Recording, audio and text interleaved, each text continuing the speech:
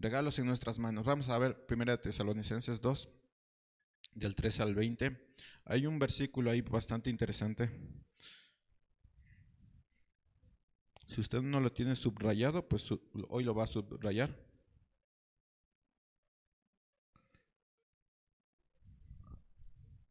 Sí, hay un versículo ahí que llama a saber interpretar. Hermanos, hay momentos en que el pastor hace una revisión, o un pastor debería hacer una revisión de su trabajo, y tiene que obviamente reflexionar sobre su ministerio y cómo lo está llevando. Y estos últimos meses sí me he estado cuestionando un poquito sobre el ministerio y cómo lo he estado llevando. Y me hacía preguntas como, ¿qué va a pasar después? ¿Qué va a pasar si yo no estoy? ¿Qué pastor va a venir acá? ¿Qué sucederá si yo en este tiempo de pastorado no se levanta nadie? ¿O qué pasará con los hermanos? Entonces, hay tiempos en que el pastor tiene que reflexionar sobre su ministerio. Y creo que todos los que sirven tienen que reflexionar sobre su ministerio y cómo están llevando su vida. Así que es bueno que nos sentemos y pensemos en lo que tenemos en nuestras manos. Es decir, me voy a tomar un cafecito, voy a meditar, voy a escudriñar mi corazón y voy a decir, mire, esto tengo en las manos. Este es el ministerio que tengo en las manos. Y ahora sí, ¿qué tengo en las manos? Y sentarse y decir, bueno, ¿qué estoy haciendo como un ministerio? Es bueno que nos sentemos, paremos y digamos, bueno, ¿qué tengo en nuestras manos? Y yo me preguntaba, en un mundo que cada vez es más difícil vivir el Evangelio, ¿en qué situación o de qué podría un pastor sentirse orgulloso? Pues sí. ¿O hay algo en que yo, como pastor, puedo estar orgulloso del ministerio de la iglesia? Orgulloso, un orgullo santo, hermanos, no me vayan a decir, el pastor es orgulloso. Un orgullo santo, así como que feliz. ¿En qué puedo yo estar feliz en un mundo que cada vez es más difícil vivir el Evangelio? Cada vez tenemos más cosas para aprender, pero es más difícil vivir el Evangelio. Pablo en muchas ocasiones abrió su corazón y tenemos un montón de veces en la palabra acerca de lo que él sentía de su propio ministerio. Este es una de esas tantas veces, pero me voy a enfocar en el versículo 19. Lo vamos a ver todo, pero leamos el versículo 19. Él se hace una pregunta y dice, ¿cuál es nuestra esperanza o gozo delante de nuestro Señor Jesucristo? ¿De qué corona puedo vanagloriarme cuando Él venga si no es de ustedes? En la Nueva Traducción Viviente dice, después de todo, ¿qué es lo que nos da esperanza y alegría? ¿Y cuál será nuestra orgullosa recompensa y corona al estar delante del Señor Jesús cuando Él regrese? Son ustedes, dice Pablo. Ahora, ¿qué le llevó a decir esto a Pablo? O mejor dicho, ¿en qué circunstancias un pastor puede decir, ¿saben qué? Yo estoy orgulloso de mi iglesia. Estoy orgulloso de las personas que asisten a la congregación. Estoy orgulloso de ellos. ¿En qué circunstancias uno puede decir tal cosa? Ahora, antes de entrar en el texto, déjeme darle un poquito de contexto acerca de la carta que estaba pensando darlo en esta serie de cartas que estamos viendo los días jueves. Así que me estoy adelantando a esto. Un poquito de contexto sobre la carta. El evangelista británico Campbell Morgan dijo esto acerca de esta carta. Esta carta está llena de interés porque es sin duda una de las primeras que han sido conservadas para nosotros de la pluma de Pablo. O sea, es Pablo escribiendo, es el corazón de Pablo manifestado ahí. Fue la primera que se escribió para los cristianos europeos y en ella las cosas fundamentales de la vida cristiana están claramente establecidas. Es muy, muy bonita esta carta cuando ya lo ves desde el corazón de un pastor, desde el corazón de Pablo. Ahora, también debo mencionar que hay un versículo clave en toda la carta, que si usted quiere anotarlo, para que usted pueda entender toda la carta. El versículo clave para entender toda la carta está en 1 de Tesalonicenses 1:3. Ese es el versículo clave de toda la carta. Dice, constantemente los los recordamos delante de nuestro Dios y Padre por sus actos de fe, por su trabajo, que es el fruto de su amor, y por su sufrida esperanza en nuestro Señor Jesucristo. ¿Usted quiere entender la carta? Ese es el versículo clave. Si quiere un pequeño bosquejo de la carta de Pablo prácticamente tiene tres divisiones o tres temas. Tiene la obra de la fe, tiene el trabajo del amor y tiene la constancia en la esperanza. Esos son los tres temas que toma la carta que Pablo está escribiendo con su puño y letra. Estos tres temas van a tener sentido, tienen que ver con una invitación que está haciendo Pablo en su carta, que ya lo voy a mencionar. Entonces, del capítulo 1 al 3, Pablo habla de la fe genuina. Esto solo es un bosquejo, la cual se debe demostrar en obras. Claro. Amén, escuché yo. La primera parte del capítulo 4 habla de la conducta que debe tener basados en el amor.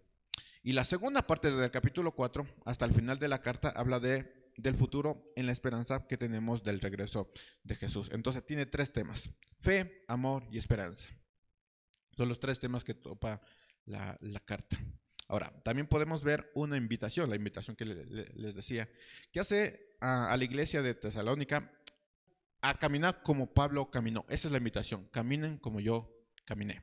Ahora, imagínense, es un pastor, Pablo se está poniendo en el papel de pastor y dicen: caminen como yo camino. Esa es la invitación. ¿En qué consistía esta invitación de caminar como Pablo caminó? Bueno, la iglesia debe caminar en honradez. La iglesia no debe tener motivos ocultos. Y tercero, la iglesia debe trabajar a pesar de la fatiga. Y créanme, hermanos, que cuando uno ve estos tres temas, son exactamente los tres temas que yo espero de la iglesia. Y que sinceramente a veces me pone muy triste. Sí, muy triste. Porque cuando hablamos de caminar con honradez es decir, pues, este soy yo en Cristo. Pero no todos lo viven así.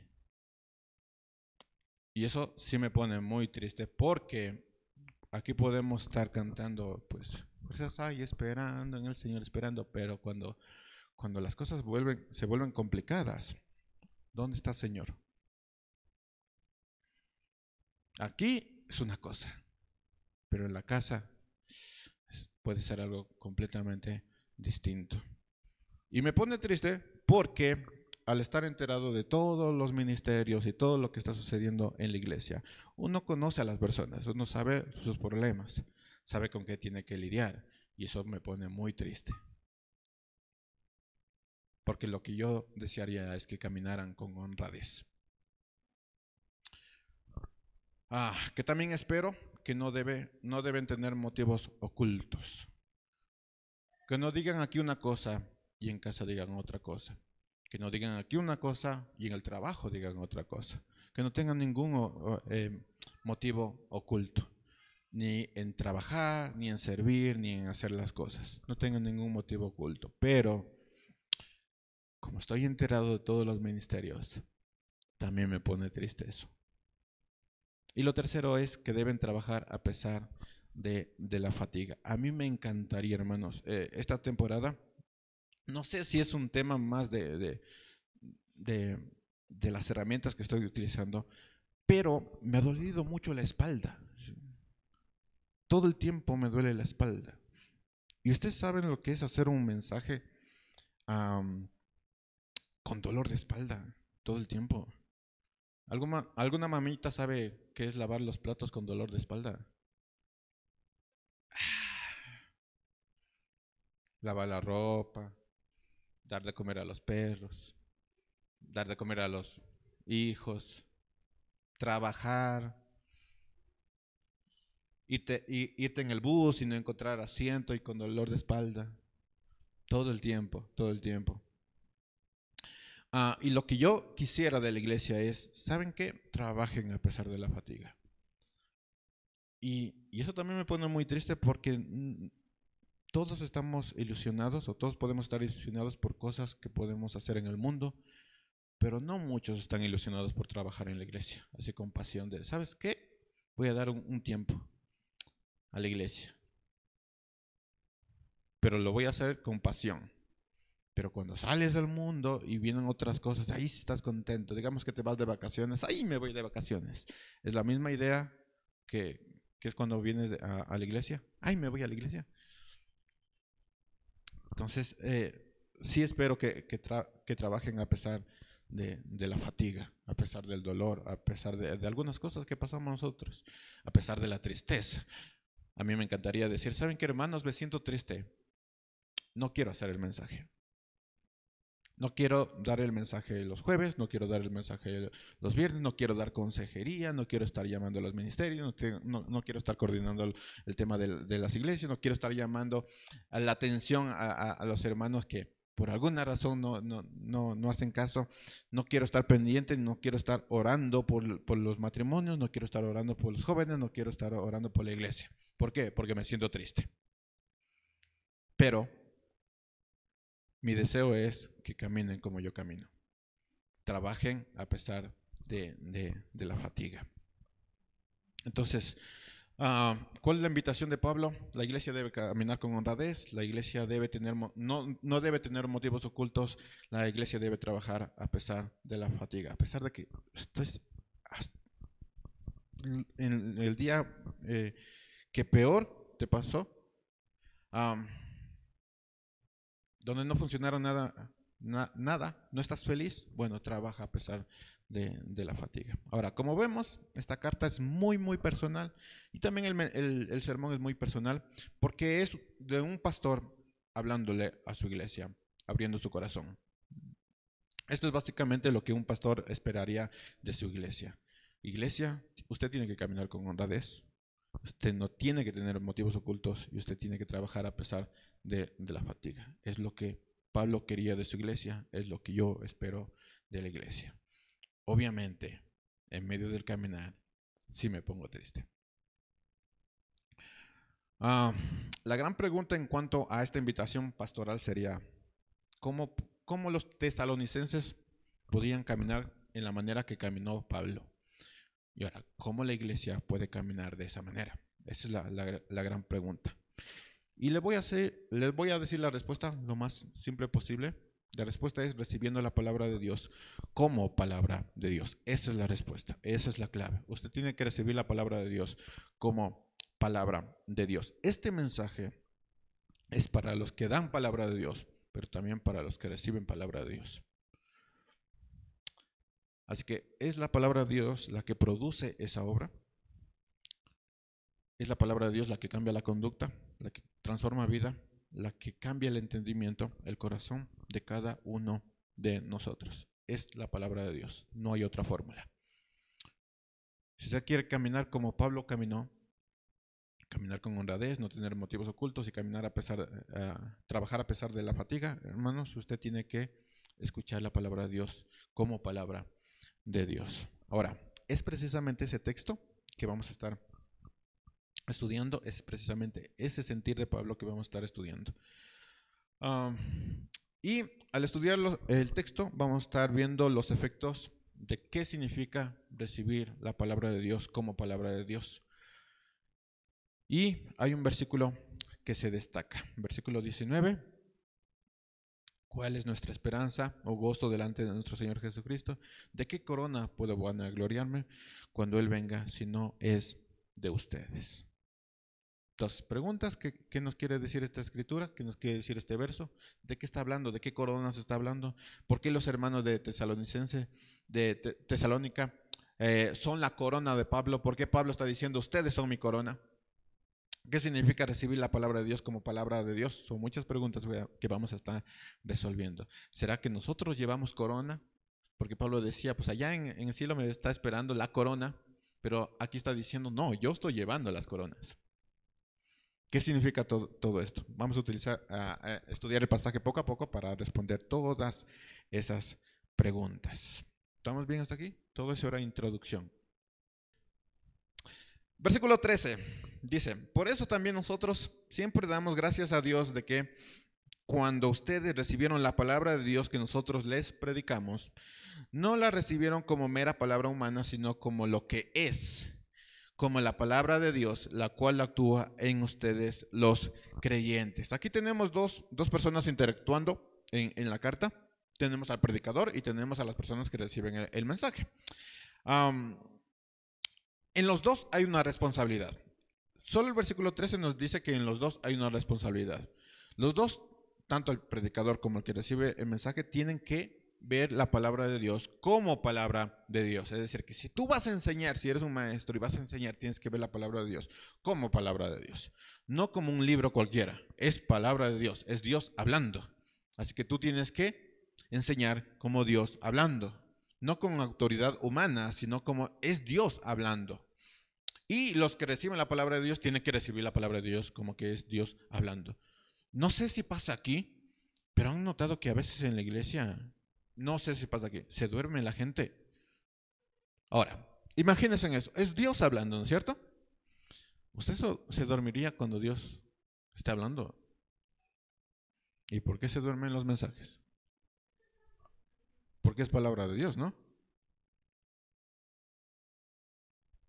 No lo sé. Digo yo. Así que hay una responsabilidad. El predicador, el que enseña, el maestro tiene que enseñar la palabra de Dios como palabra de Dios. Y los que reciben tienen que recibirlo como palabra de Dios. Y a propósito, eso se enseña desde la casa, a tener una reverencia en cuanto a la palabra de Dios. Yo solo me imagino allá en el cielo, Dios hablando a todos los que estamos en el cielo, y hay un grupito de hermanos ahí durmiendo. Dicen, total, ¿no? Lo veo en el video. Y durmiendo ahí, y Dios hablando. Hermanos, esta vida es para lo que nos vamos a encontrar allá. Así que si usted se duerme aquí, se va a dormir allá. Ahora, yo no creo que los que les encante dormir aquí vayan a estar allá. Es mi idea.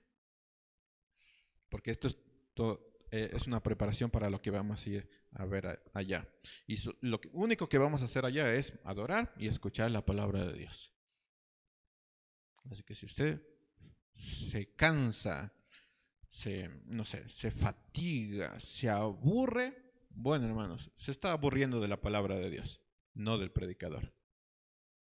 Y eso es lo que va a hacer allá en el cielo. Tal vez el cristianismo no sea para usted, digo yo. Si se ve una novela, tal vez, ya se han visto Pasión de Gavilanes. ¿Por qué? ¿Por qué no? Pero ahí sí, cuando vemos algo que nos interesa, hasta la medianoche. ¿Sí o no? Pero cuando se trata de palabra de Dios,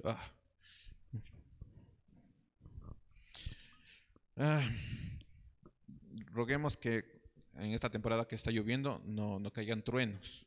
¿Se imagina usted la persona que está durmiendo y viene un trueno? Mamacita, viene el Señor, dijo. Como aquel video. Entonces, dos personas que están interactuando, el predicador y el que recibe el mensaje. Y los dos tienen una responsabilidad.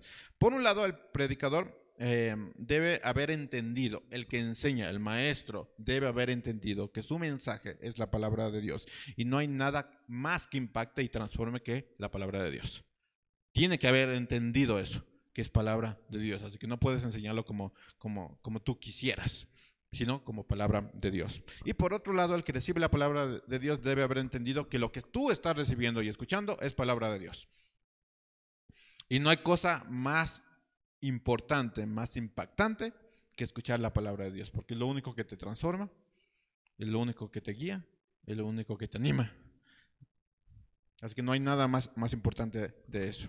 No sé si pasa aquí, pero alguien se está durmiendo. Amén. Yo esperaba un amén. Pero gracias a Dios, nada. Versículo 13. Por eso también nosotros siempre damos gracias a Dios de que cuando ustedes recibieron la palabra de Dios, no se durmieron.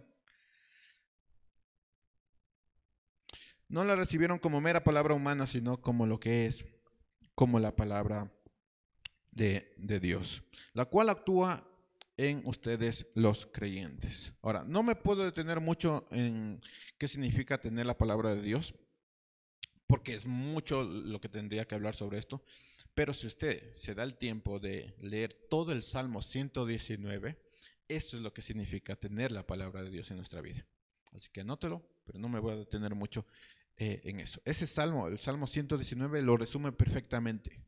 ¿Qué es tener la palabra de Dios? Bueno, ese Salmo lo resume perfectamente. No me voy a detener en eso, pero ahí tiene un dato para esta semana. Ahora, me es necesario mencionar un texto importantísimo. Vamos a segunda de Timoteo.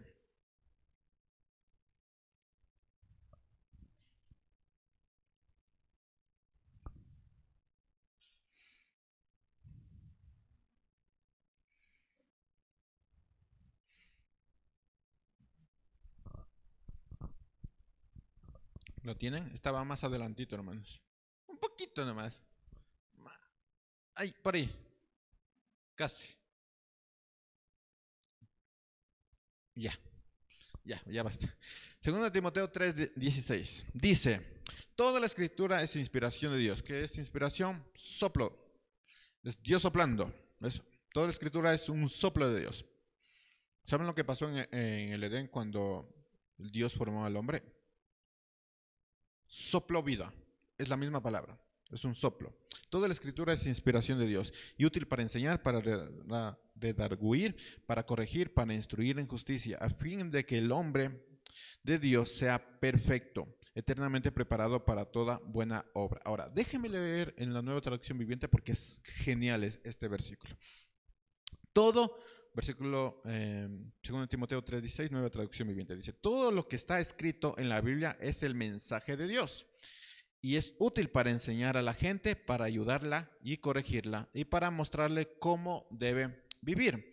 De ese modo, los servidores de Dios estarán completamente entrenados y preparados para hacer el bien. Lo que la Reina Valera contemporánea lo pone como hombres de Dios. Así que todo lo que necesitamos está en la palabra de Dios. ¿Quieres saber cómo se hace un mensaje? Estudia a Cristo. Cristo es genial dando un mensaje. ¿Quieres saber cómo se educa a los niños? Estudia a Cristo. Cristo es genial dando un mensaje. ¿Quieres saber cómo se ora? Estudia a Cristo. ¿Quieres saber cómo se hace un devocional? Estudia a Cristo. Cristo es genial haciendo esas cosas. Y todo lo que tenemos aquí es útil para que todos nosotros, los servidores, los hombres de Dios, estemos completamente entrenados y preparados para hacer el bien. Que no sé hacer un mensaje, es que no has estudiado a Cristo. Tal vez estudiaste algún predicador, algún maestro, pero no a Cristo. Y por eso no sabes hacer el mensaje. Entonces, cuando hablamos de recibir la palabra de Dios, ¿cómo es la palabra de Dios? Estamos hablando de recibir la obra completa de la palabra de Dios en nosotros. De ahí la importancia de recibir pues la palabra de Dios, entendiendo que es palabra de Dios. Si tú no entiendes que es palabra de Dios y te duermes y te aburres y te cansas y dices pues tiene que haber algo más divertido en Netflix, en YouTube, pues es que tú no has entendido lo que significa la palabra de Dios y no estás recibiendo lo completo de la palabra de Dios. No sé si a ustedes le pasa, pero hay personas que piensan que al lavar la ropa, al lavar, no sé, los platos y escuchar un mensaje, ya están recibiendo palabra de Dios. ¿Qué opinan ustedes? ¿Qué creen? ¿Cómo que amén?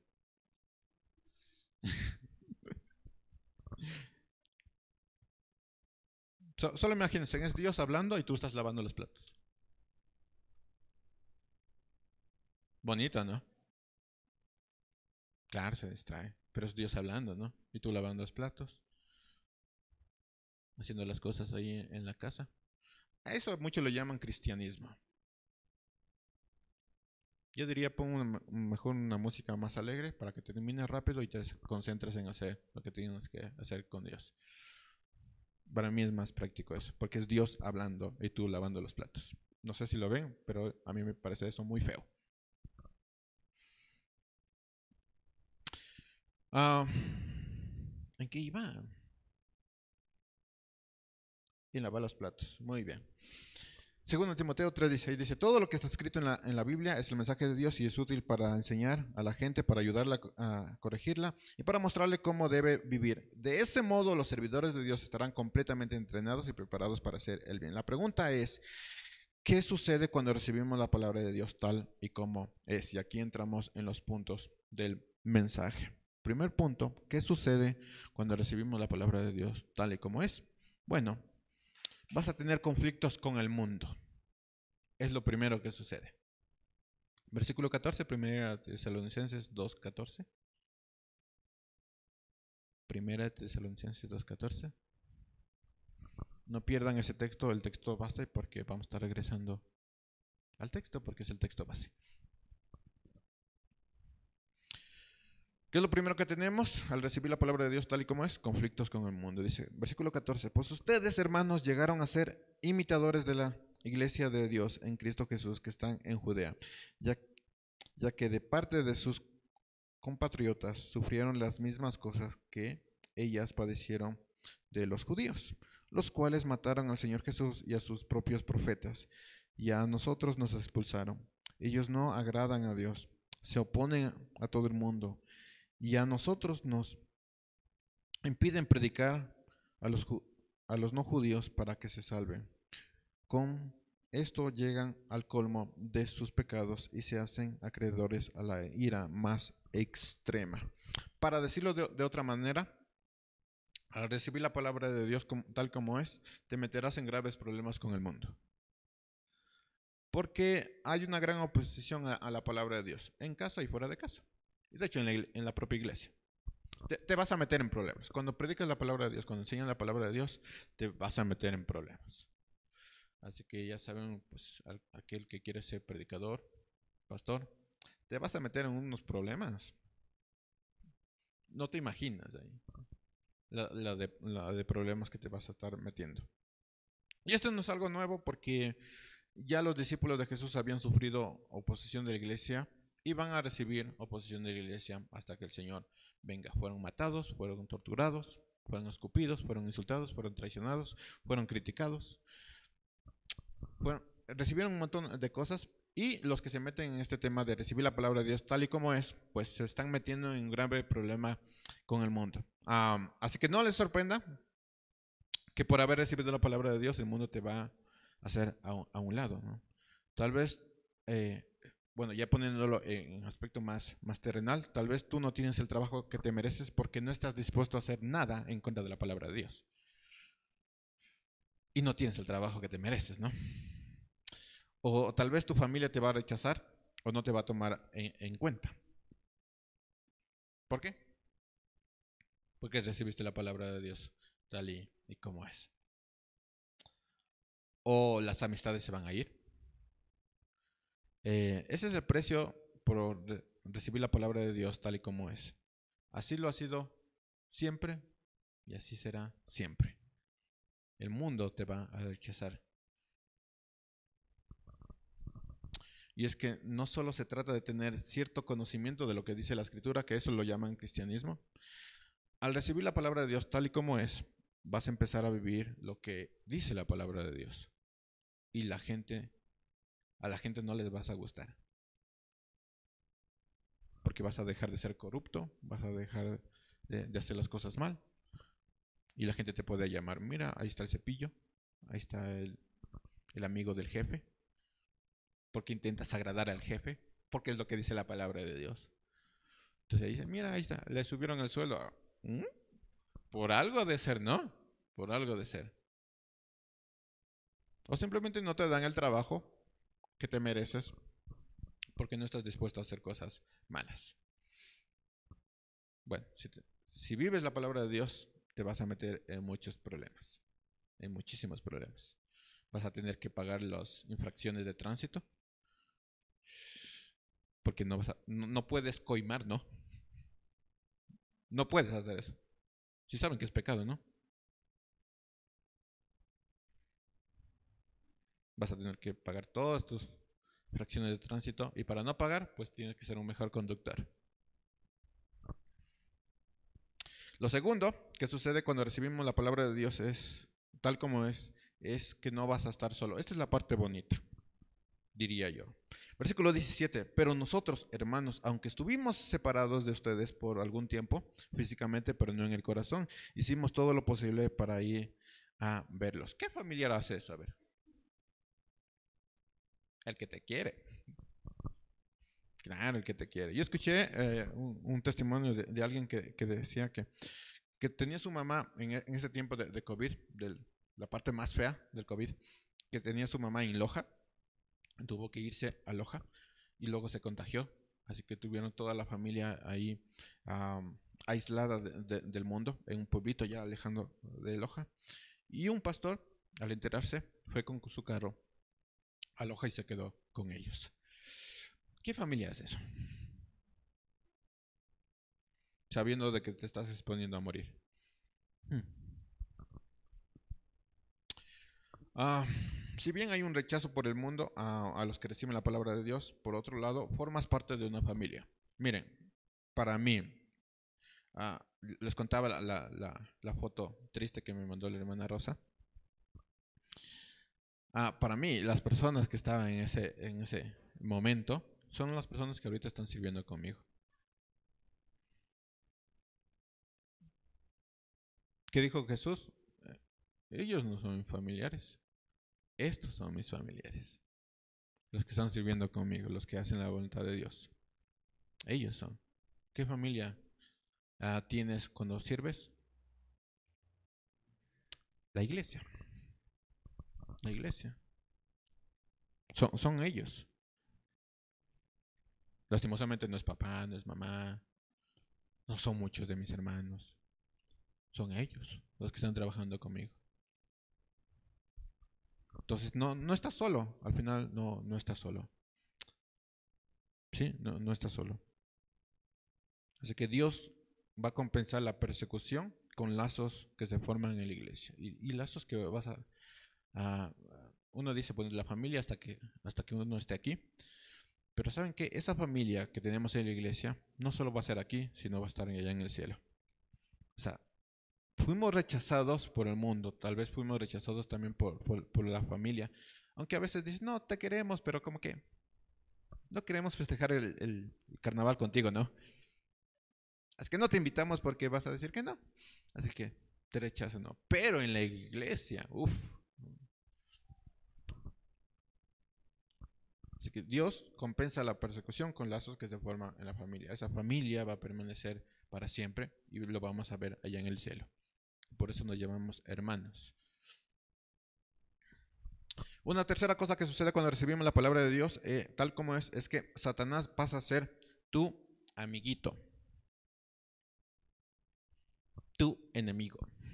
Versículo 18. Por lo tanto, quisimos ir a verlos y yo mismo lo intenté varias veces, pero Satanás no lo impidió. Así que cosas que tú tenías planificado con el objetivo de agradar a Dios, porque uno dice, pues tengo planificado, pero Satanás me impidió tener mi casa grande. No, cosas que tenías planificado con el objetivo de agradar a Dios van a empezar a estorbarse, a fallar, a dañarse. Y dices, pero ¿cómo? Si hicimos bien las cosas, pero no se dio. Bueno, quisiste agradar a Dios y tuviste a Satanás como tu enemigo. Pablo tuvo que lidiar con el hecho de ir a visitar a un montón de iglesias, pero fue estorbado.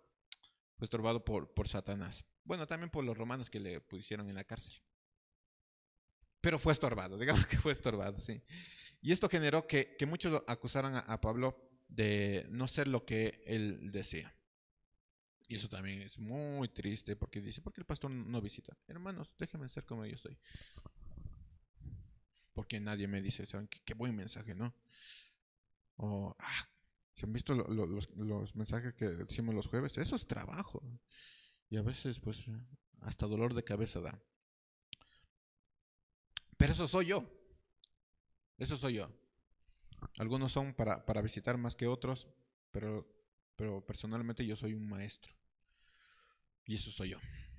Pero siempre te vas a encontrar con eso de, ¿por qué no me visita? Entonces es mal pastor. ¿Por qué no hace esto? Es mal pastor.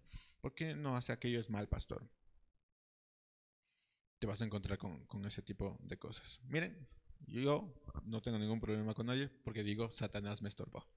Así que si yo no les visito es porque Satanás me estorba. Si no les llamo es porque Satanás me estorba. Téngalo así, porque realmente puede ser así. Así que esto no es solamente en la iglesia de Tesalónica, cuando Pablo quería visitarlos. Gálatas, hermanos, me impactó esto. Encontré un texto, hermanos, donde hacen todo un juicio. O sea, dramatizan el juicio de la iglesia de Gálatas a Pablo. Y es increíble las cosas que le dicen a Pablo. En Gálatas, Pablo recibió 8 acusaciones. 8 acusaciones. Acusaciones que Pablo tuvo que dar respuesta por carta porque Satanás le impedía ir a la iglesia de Gálatas. Así que cuando recibes la palabra de Dios tal y como es, debes entender que Satanás se va a convertir en tu peor enemigo, no en tu amigo. Lo cual, hermano, si lo piensan, que Satanás te impida hacer cosas es un sello de aprobación de cómo estás viviendo. Yo aprendí esto, hermanos, cuando estaba estudiando música. Un pastor me dijo esto, pastor maestro me dijo esto: ten mucho cuidado, porque si te sientas al frente, que es normalmente lo que se pide a los músicos, ¿y los músicos? Porque si te sientas al frente, ten cuidado porque Satanás puede estar a tu lado. Y puede ser tu gran amigo. Así que los que tienen una banca a su lado vacía, no digo que Satanás esté ahí, pero eso me decían, ¿no? Porque aún sentándote, Satanás puede ser tu mejor amigo ahí, en la iglesia, a tu lado. Pero cuando vives la palabra de Dios tal y como es, pues Satanás es tu peor enemigo. Ah, y para que lo tengan en mente, Satanás no le presta atención a quienes no viven la palabra de Dios. Así que tranquilos, Satanás no te está prestando atención. Así que tus planes van a estar bien, tus proyectos van a estar bien, se van a realizar. ¿Por qué? Porque Satanás no te va a prestar atención. Tranquilo. ¿Sí? Vas a tener todo lo que quieras porque Satanás no te va a prestar atención. Pero si vives como dice la palabra de Dios, créeme, todo es un estorbo. Todo. Todo se vuelve infinitamente más complicado. Satanás se vuelve tu peor enemigo. No digo que a las personas les va bien, pues es porque tienen a Satanás a su lado, pero cuando intentas agradar a Dios y tus metas es agradar a Dios, se te complica. Pero cuando intentas agradarte a ti mismo, todo se abre. ¿Y qué es lo que decíamos? Oh, Dios me bendijo, ¿no? Dios me dio esto, me dio aquello. Claro, te estabas agradando a ti mismo y todos tus planes se agradaron, se cumplieron. La última, ¿qué sucede cuando recibimos la palabra de Dios tal y como es? ¿Sienten frío? Yo siento frío. ¿Será la falta de espíritu o qué?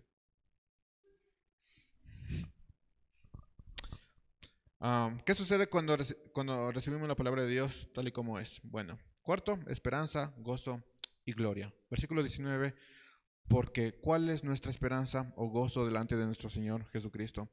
¿De qué corona puedo vanagloriarme cuando Él venga, si no es de ustedes? Porque son ustedes el motivo de nuestro orgullo y de nuestro gozo. Ahora, piénselo, si vas a tener conflictos en el mundo, pero tu gozo está en los que recibieron la palabra de Dios. Imagínate tú ser un predicador.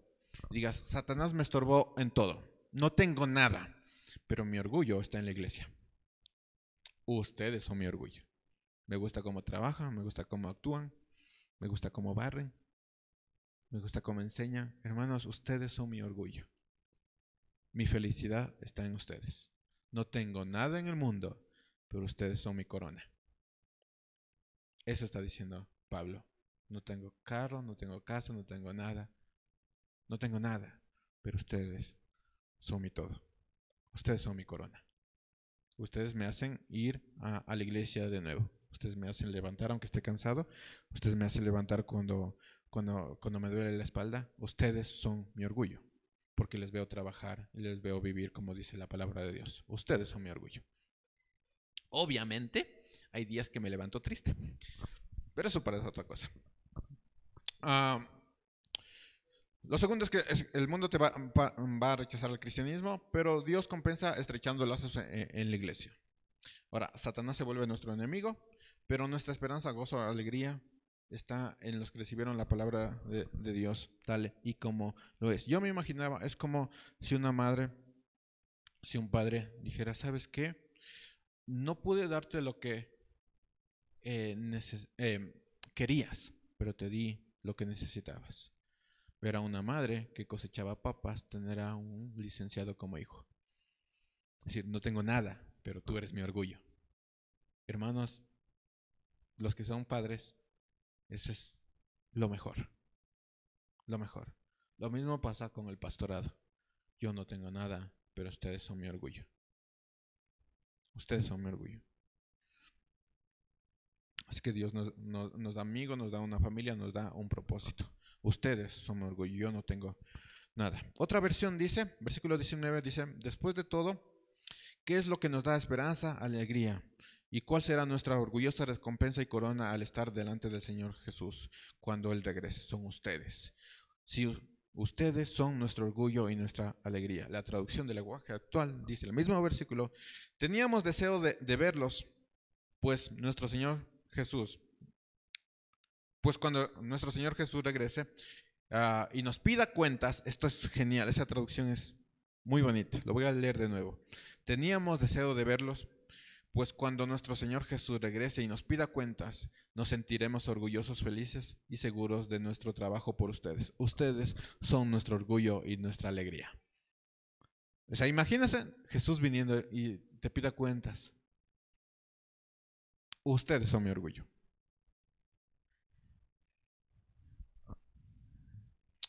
¿Para qué sirve tanto trabajo de predicar la palabra de Dios como la palabra de Dios? Pues para tener la alegría de poner ese trabajo a los pies de Jesús y decirles, Señor, ellos son mi trabajo.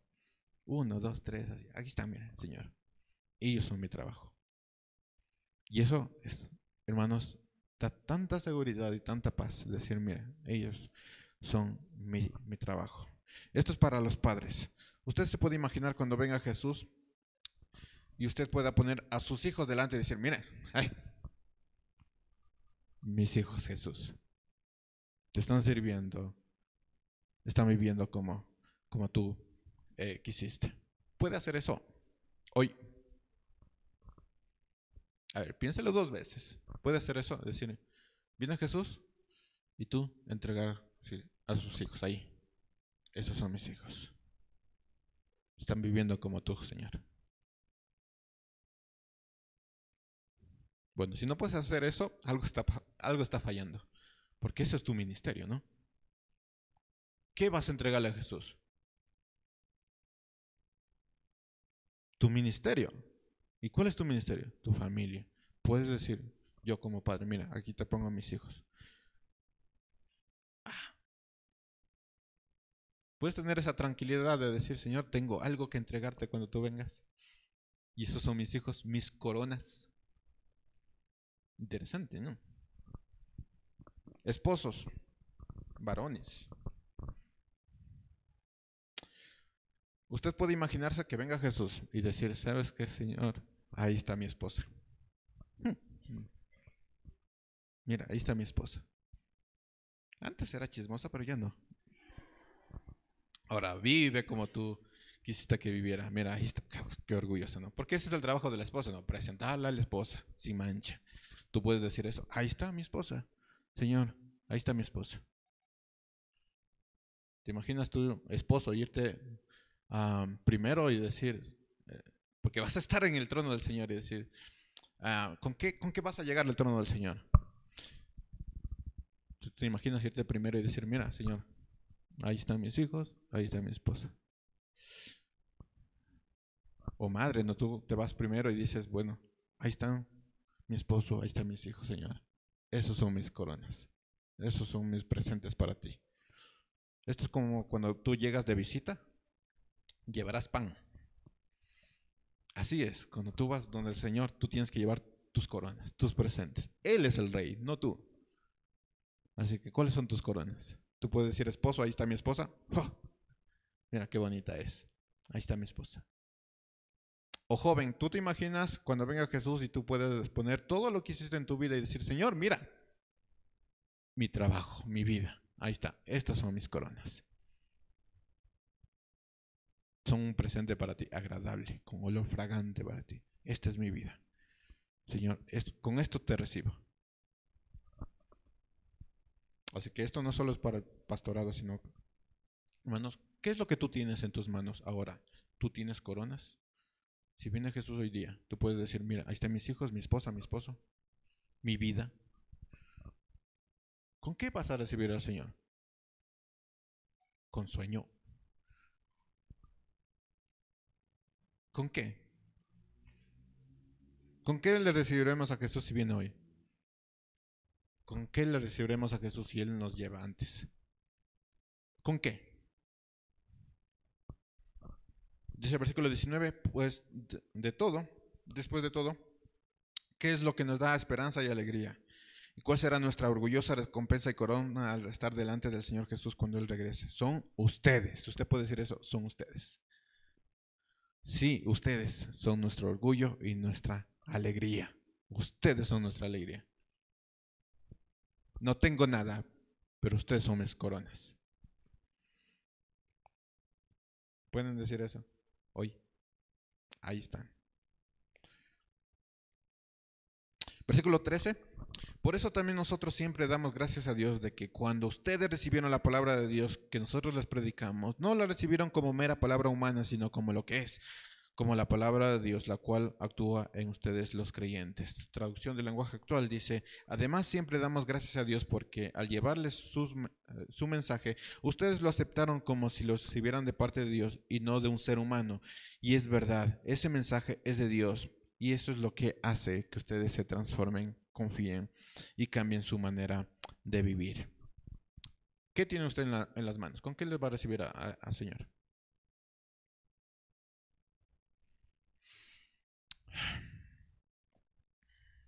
¿En qué radicaba el gozo de Pablo? Su gozo radicaba en dos cosas. En haber peleado la gran batalla. Y él decía, voy a recibir una corona. ¿Por qué? Porque peleé la gran batalla. Y la otra era que sus hermanos pelearon la gran batalla. Y él estaba orgulloso. No solo yo peleé la gran batalla, ustedes pelearon la gran batalla. Y eso me da paz y alegría. Porque no solo voy a recibir coronas, sino que voy a llevar coronas. Su gozo radicaba en que cuando fuera a recibir las coronas, llevara regalos a Jesús. Pregunta para ustedes, ¿qué regalos está teniendo para Jesús? ¿De qué está orgulloso usted?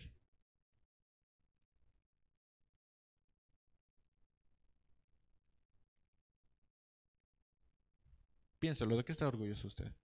Puede presentar, si tiene hijos, a sus hijos y decirles, Señor, ahí están, son mis coronas. Mi vida, ahí está, es mi corona. Mi esposa, ahí está, es mi corona. Mi esposa, ahí está, es mi corona. ¿De qué está orgulloso?